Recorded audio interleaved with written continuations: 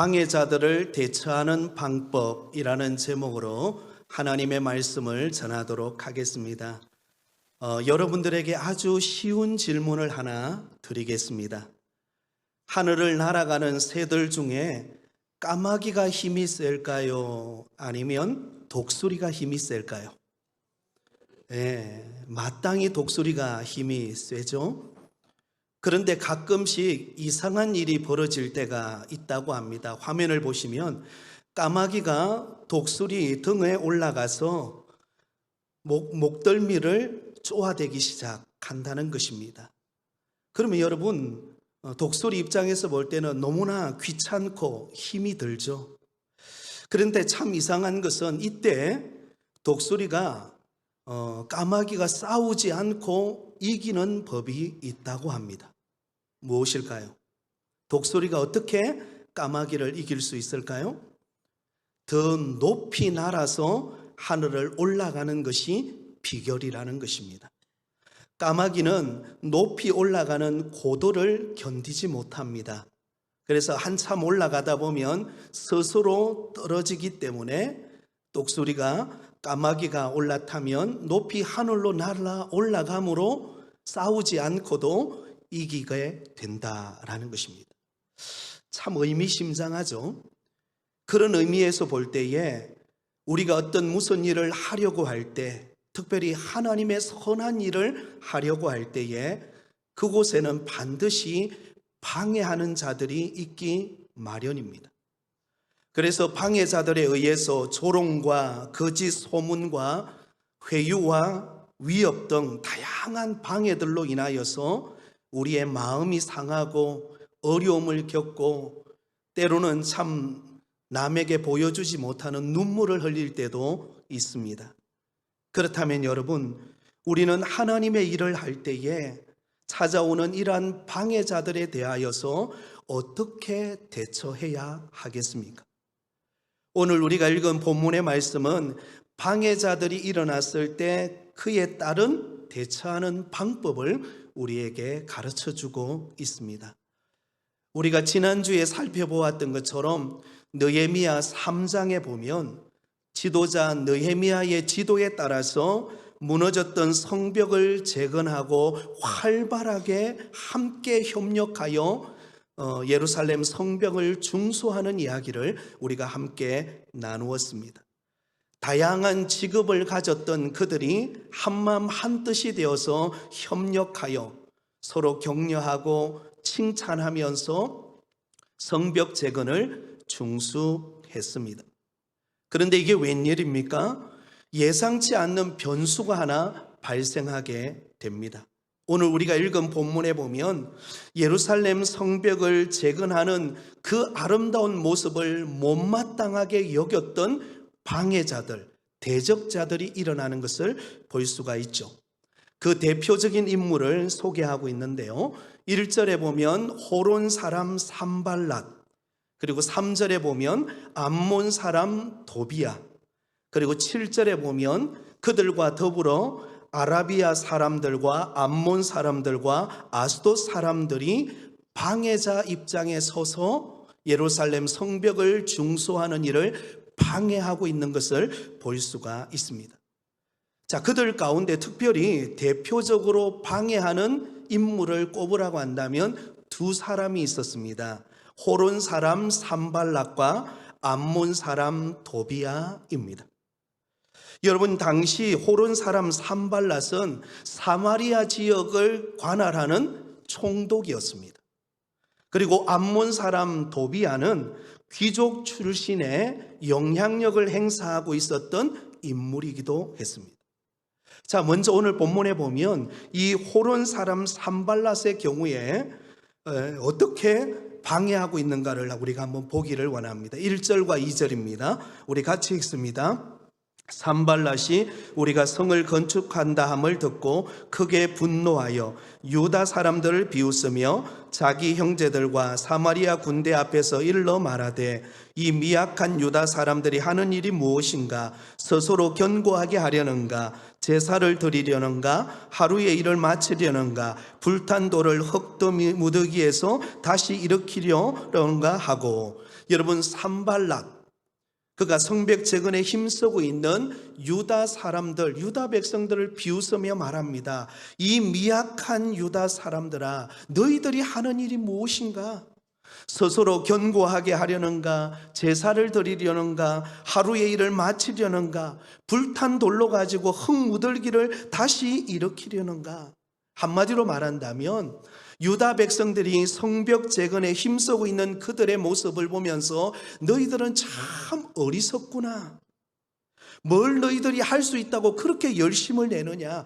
헛수고하는 것에 지나지 않는다라고 비방하고 있는 것입니다. 자, 이어서 암몬 사람 도비아가 또한 조롱하며 이렇게 말합니다. 3절입니다. 우리 같이 읽습니다. 암몬 사람 도비아는 곁에 있다가 이르되 그들이 건축하는 돌 성벽은 여우가 올라가도 곧 무너지리라 하더라. 자, 이 도비아는 유다 사람들이 정성을 다해 성벽을 지금 쌓고 있는 것을 보면서 조롱하면서 이렇게 말합니다. 아이고, 너희들이 쌓는 것을 보니까 여우가 올라가도 무너질 수밖에 없는 허술한 성벽이구나. 너무나 허술하고 초라하고 성벽을 쌓아도 아무것도 소용이 없다라고 하는 비관적인 말로 그들을 조롱하고 있는 것을 보게 됩니다. 자, 그럼 여기서 우리는 매우 궁금한 점이 하나가 있습니다. 왜 이들은 느헤미야의 지도하에 모든 이스라엘 백성들, 유다 백성들이 힘을 모으고 격려하면서 아름다운 그 무너졌던 성벽을 쌓는 일에 힘을 모으고 있는데 왜 이들만큼은 방해자의 입장에 서서 모함하고 조롱하고 돕지 않고 그들이 방해하고 있을까요? 여기에는 4가지 이유가 있었습니다. 4가지 이유에. 첫 번째는요, 정치적인 이유가 있었습니다. 정치적인 이유는 바로 자신들의 권력이 상실될 것에 대한 두려움이 있었기 때문입니다. 여러분, 예루살렘 성벽을 재건하게 되면은 유다의 자치, 안보가 독립되고 보호를 받게 됩니다. 그런데 그동안 이 예루살렘 성벽이 무너져 있는 동안에는 사마리아 중심의 기존 권력 구조가 형성되어 있었습니다. 그러면 사마리아를 묻고 있었던 사람들이 주도권을 가지고 있었는데 여러분, 예루살렘 성벽이 재건되어지고 나면 그 구조가 흔들리게 될 것에 대한 두려움을 가졌기 때문에 지금 조롱하고 있는 것입니다. 두 번째 이유는 영적인 이유가 있습니다. 하나님의 언약 회복에 대한 적대감 때문이었습니다. 여러분, 성벽은 단순히 그냥 벽을 쌓는 정도의 그런 의미를 지니고 있는 것이 아닙니다. 거룩한 공동체, 유다 백성의 거룩한, 하나님의 택한 백성의 거룩한 공동체의 회복을 상징하고 있었기 때문입니다. 그런데 그 당시 이 혼합신앙과 타협하는 자들에 의해서는 여러분, 하나님만 섬기는 이 순수한 신앙의 회복을 이루기 위하여 성벽을 재건하는 것이 못마땅하게 여겨진 것입니다. 그래서 방해했던 것입니다. 세 번째는 개인적인 이유가 있습니다. 그것은 바로 개인의 기득권과 이익이 상실될 위기를 느꼈기 때문입니다. 여러분, 이들은 예루살렘 성벽이 무너져서 쇠퇴하는 가운데서 그들이 이익을 얻는 자들이었습니다. 도비아의 경우만 하더라도 예루살렘 성전 가까이 그 지역을 장악하면서 영향력을 행사하고 있었습니다. 그런데 이제 예루살렘 성벽이 재건되어지고 나면 그들이 어때요? 그동안 이루어왔던 모든 부정부패가 다 드러날 수밖에 없는 것입니다. 그리고는 기득권이 무너지고 그들은 아무것도 할 수 없는 처지가 되니까 위기감을 느끼고 반대하게 되었던 것입니다. 네 번째, 가장 중요한 이유인데요, 바로 사탄이 그 배후에서 조종하고 있었다는 것입니다. 하나님의 일을 방해하고 있었던 것입니다. 여러분, 우리가 하나님의 일을 하고 교회의 일을 하고 또한 우리의 직장과 일터에서 큰 일을 하려고 할 때에 반드시 방해자들이 있다는 것을 우리는 알 수가 있습니다. 때로는 교회에서 큰 일을 하려고 하면 주변의 사람들에 의해서 조롱하고 협박하고 비난하는 말들이 막 쏟아질 때가 있습니다. 왜 그런 헛수고를 하고 있느냐고, 무슨 능력이 있다고 그렇게 하느냐고, 무슨 재정이 있어서 무슨 능력이 있어서 그런 일을 하느냐고, 해봤자 아무 소용없다고 여러분 이렇게 조롱하고 비관하고 그렇게 반대하는 사람들이 있습니다. 자, 그렇다면 여러분 이러한 반대와 조롱과 비방이 가득할 때에 여러분 우리는 자칫 잘못하면 위축되고 낙심이 되고 절망하고 주저앉아 버릴 때가 많죠. 때로는 상처받아서 여러분 도저히 이제는 더 이상 나한테는 말도 하지 마라, 그렇게 하고는 방관할 때도 있습니다. 자, 그러면 오늘 본문을 통해서 방해자들이 일어났을 때 우리는 어떻게 대처하며 지혜롭게 그 환경을 극복해야 할까요? 방해자들을 대처하는 방법 3가지를 말씀을 드리겠습니다. 그 첫 번째는 방해자들이 일어났을 때는 하나님 앞에 기도하라는 것입니다. 한번 따라하겠습니다. 하나님 앞에 기도하라. 여러분, 하나님의 일을 위하여 우리가 힘써 나가려고 하는데 방해하는 일이 딱 발생했어요. 어떤 어려움이 앞에 딱 맞닥뜨렸어요. 그때 우리가 해야 될 일이 무엇입니까? 하나님 앞에 기도하는 것입니다. 자, 오늘 본문에 느헤미야가 어떻게 하는가를 보세요. 4절과 5절입니다. 우리 같이 읽습니다. 우리 하나님이여 들으시옵소서. 우리가 업신여김을 당하나이다. 원하건대 그들이 욕하는 것을 자기들의 머리에 돌리사 노략거리가 되어 이방에 사로잡히게 하시고 주 앞에서 그들의 악을 덮어두지 마시며 그들의 죄를 도말하지 마옵소서. 그들이 건축하는 자 앞에서 주를 노하시게 하였음이니이다 하고. 자, 여러분 조금 전에 말씀드린 것처럼 당시 방해자들의 말은 거의 조롱과 협박에 가까운 말들이었습니다. 미약한 너희들이 무엇을 할 수 있느냐?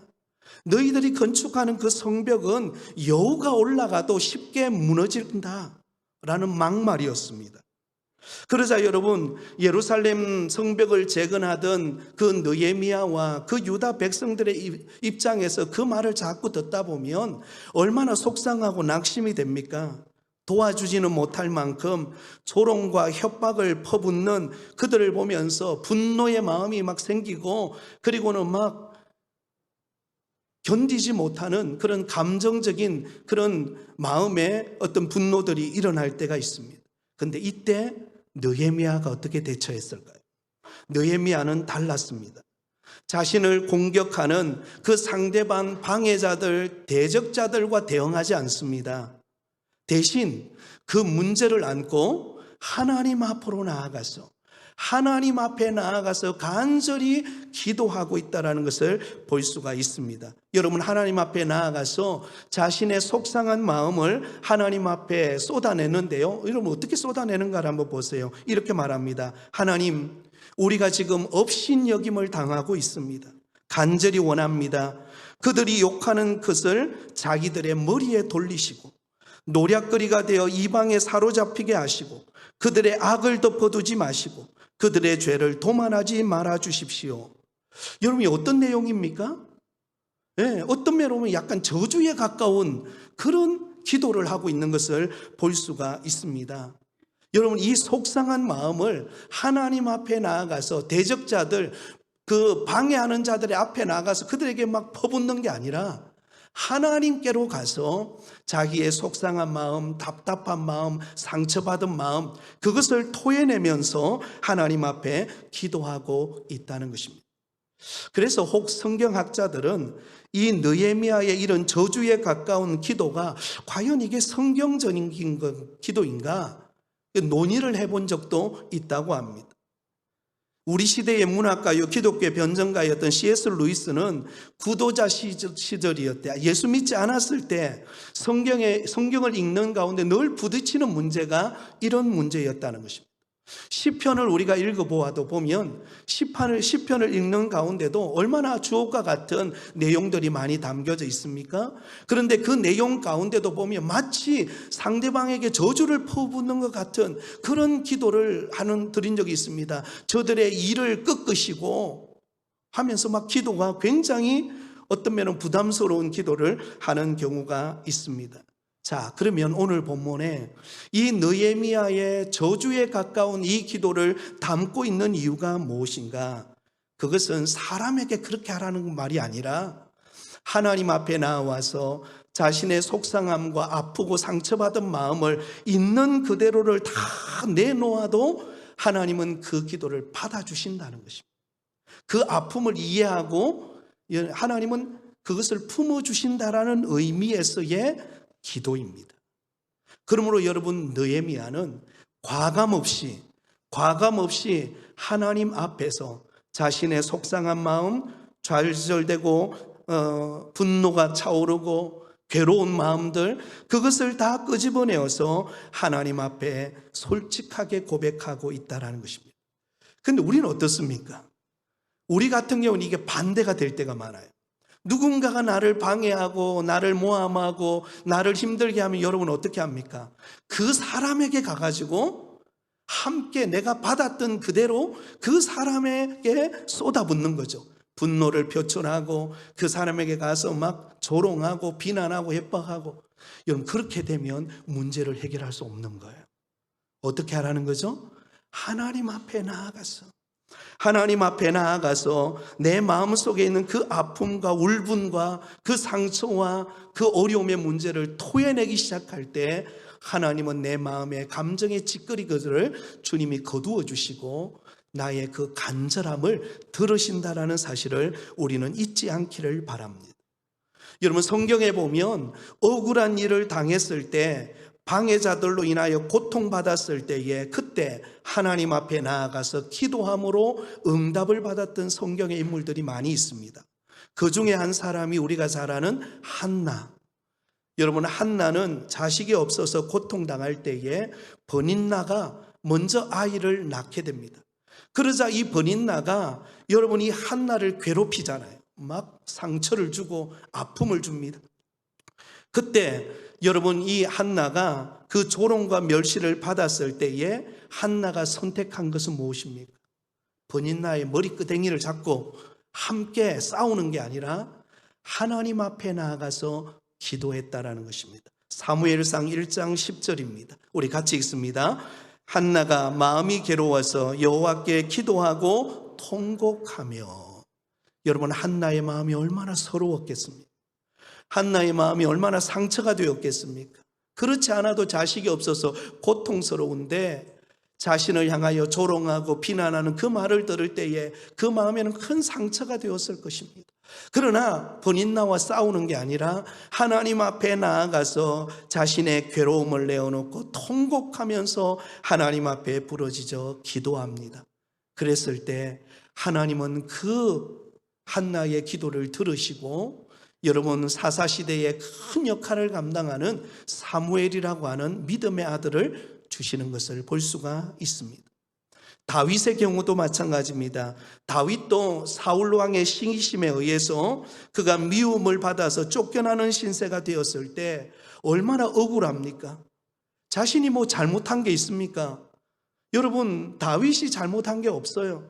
다윗은 골리앗에 의해서 이스라엘 민족이 섬기는 하나님이 조롱당하는 것이 너무나 화가 나서 의분에 차서 그 골리앗을 물맷돌로 무너뜨린 것밖에 없습니다.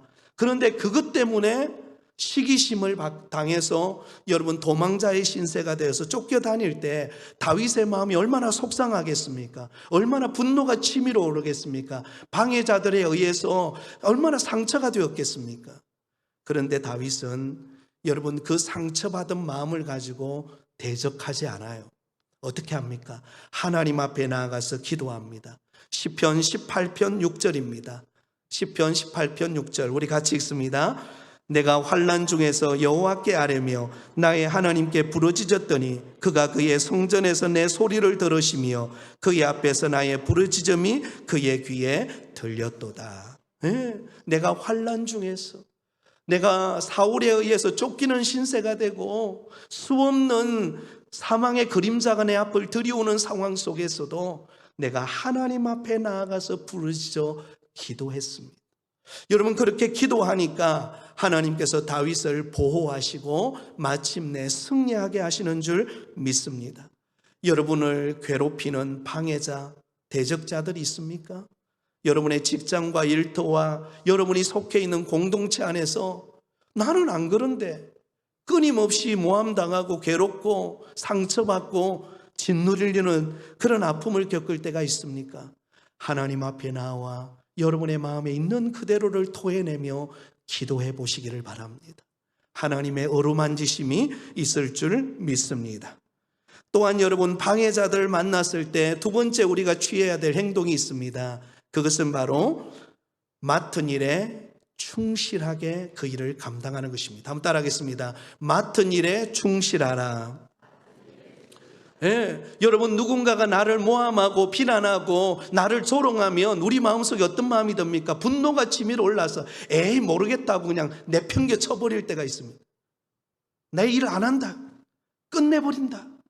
그런데 오늘 본문에 보면은요, 방해자들이 끊임없이 유다 백성들이 성벽을 쌓는 그 일을 행하는 것을 방해하고 모함하고 조롱해도 여러분, 그들은 그 일을 멈추지 않아요. 맡은 일에 충실하게 그 일을 감당해냅니다. 우리 6절입니다. 우리 같이 읽습니다. 시작. 이에 우리가 성을 건축하여 전부가 연결되고 높이가 절반에 이르렀으니 이는 백성이 마음을 들여 일을 하였음이니라. 여러분, 예루살렘 성벽을 짓는 도중에 방해자들, 대적자들이 나타나서 끊임없이 비난하고 조롱하고 모함할 때 여러분 얼마나 속상합니까? 도와주진 않을 망정, 그죠?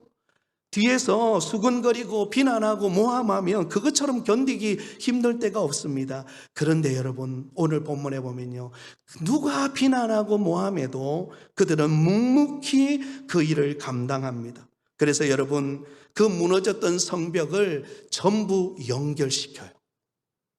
그리고 그 높이가 절반 가까이에 이르르고 온 백성이 마음을 다하여서 그 일을 행했다라는 것입니다.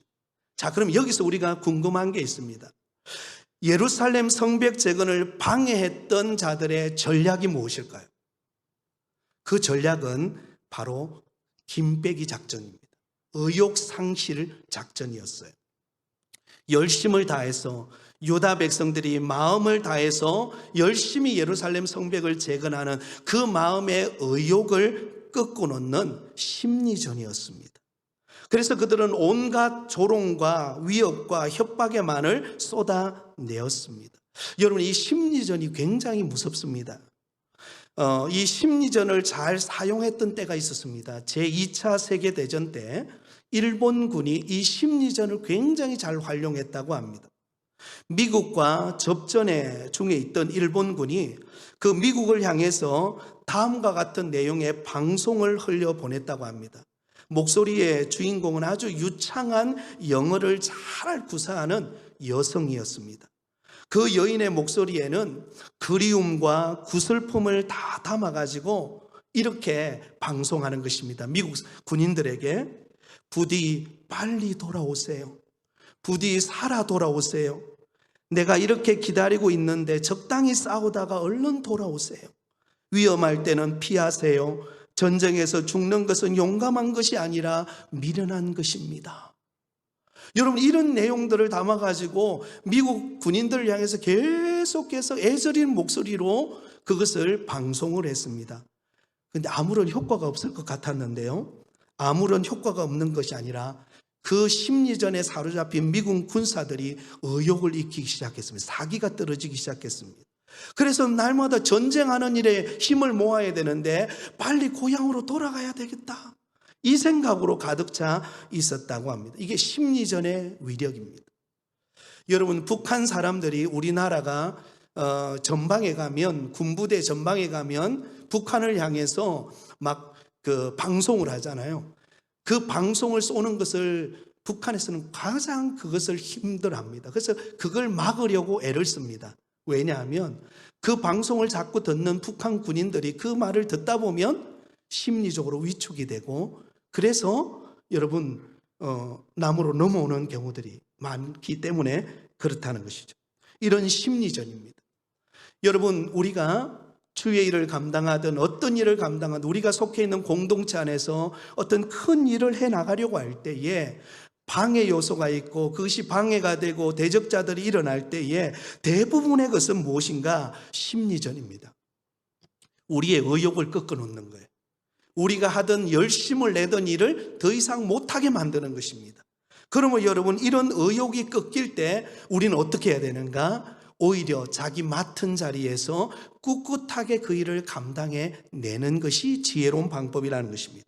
자, 6절 말씀, 이번 한 주간 우리가 암송해야 될 구절인데요, 우리 6절을 다시 한 번 더 같이 읽습니다. 시작. 이에 우리가 성을 건축하여 전부가 연결되고 높이가 절반에 이르렀으니 이는 백성이 마음들여 일을 하였음이니라. 방해자들이 뭐라 그래도 뭐 조롱하든 비난하든 모함하든 여우가 올라가서 성벽이 무너진다 그러든 뭐라 그러든 그게 신경을 쓰지 말라는 것입니다. 어디에 신경을 써야 합니까? 내가 하는 일에, 내게 맡겨진 일에, 내게 주어진 사명 앞에, 내가 해야 될 그 일에 최선을 다해서 그 일을 묵묵히 감당하면 여러분, 그 위기를 극복할 수가 있다는 것입니다. 여러분, 최초 전기 기관선이 뉴욕에서 알바니까지 철도를 놓아서 전기 기관선이 움직였는데요, 그때 초에 움직인 시간이 무려 32시간이 걸렸다고 합니다.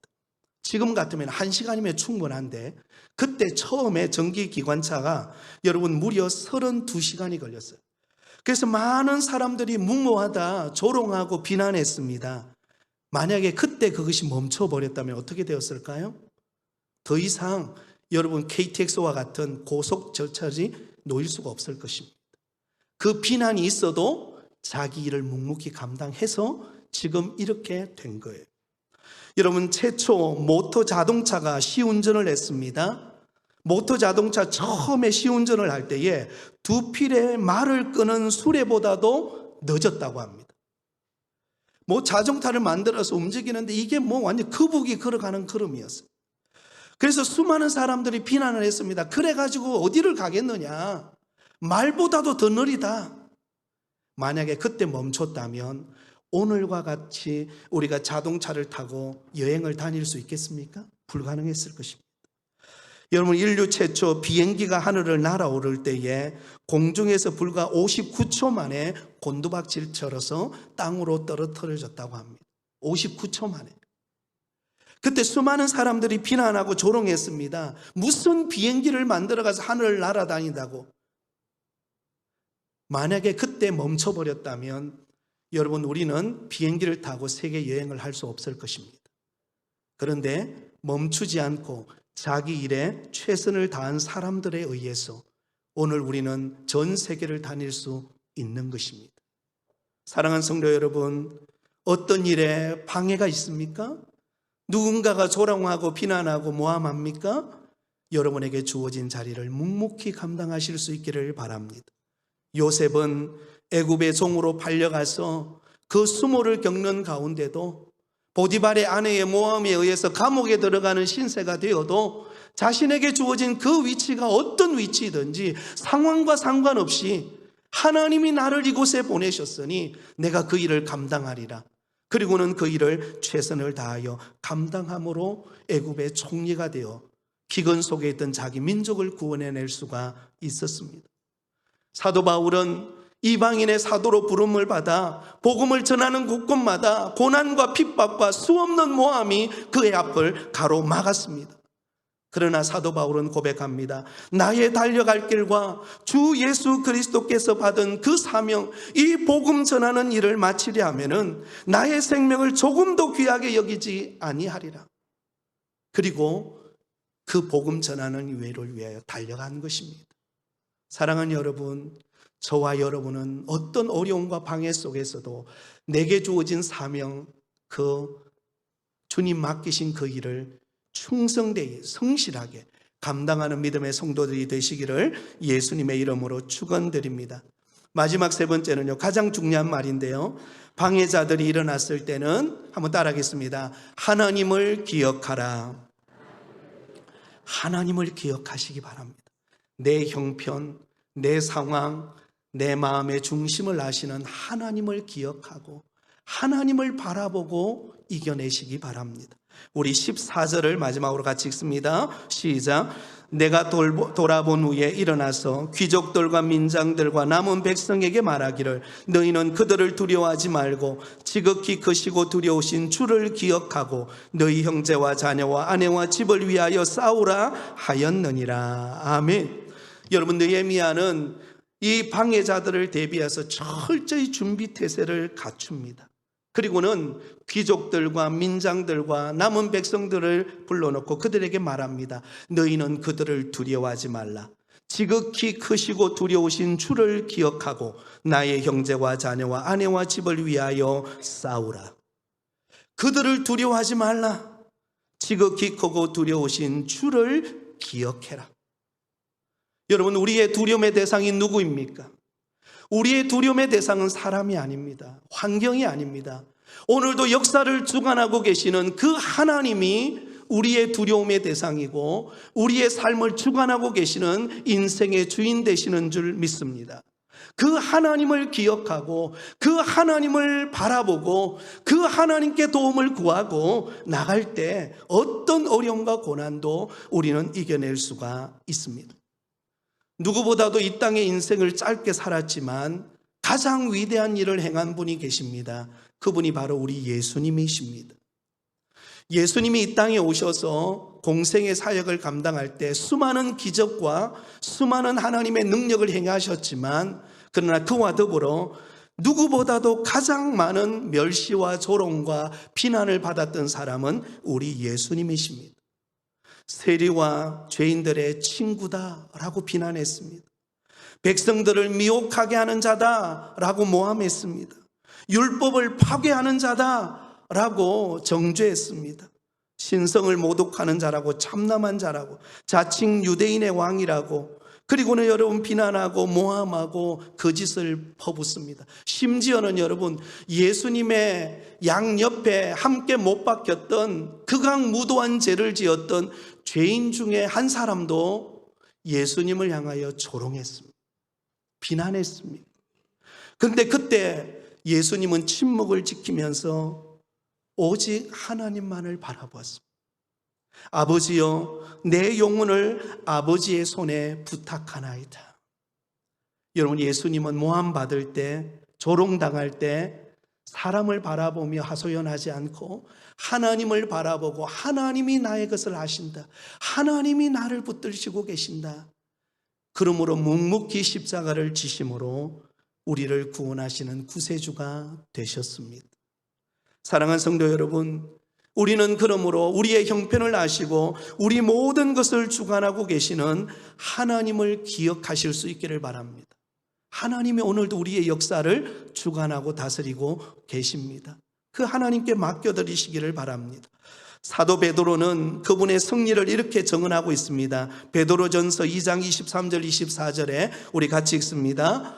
욕을 당하시되 맞대어 욕하지 아니하시고 고난을 당하시되 위협하지 아니하시고 오직 공의로 심판하시는 이에게 부탁하시며 친히 나무에 달려 그 몸으로 우리 죄를 담당하셨으니 이는 우리로 죄에 대하여 죽고 의에 대하여 살게 하려 하심이라. 그가 채찍에 맞음으로 너희는 나음을 얻었나니. 욕을 당하시고 고난을 당하시고 피 흘리시고 죽으셨습니다. 그런데 여러분, 결국은 그 모든 것을 보시는 하나님께서 예수님을 통하여 구원을 완성하신 것입니다.